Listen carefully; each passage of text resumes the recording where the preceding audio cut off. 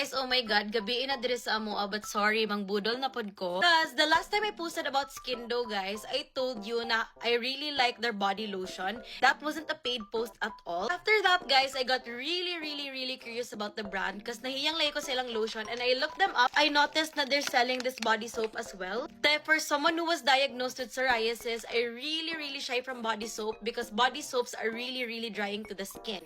Pero when I looked up the ingredients, this has snail mucin, guys. And what snail mucin does, it moisturizes the skin. I had to give it a try.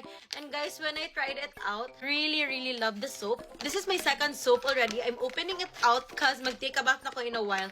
Tapos guys, it's been 8 hours since I last took a bath. My skin is not drying at all. I'm not gonna lie if I say na wala ko nag-lotion. Obviously, I use their body lotion as well. The thing about this body soap, after I take a bath, guys, I don't feel like my skin has dried even after dugay ko nag-take a bath.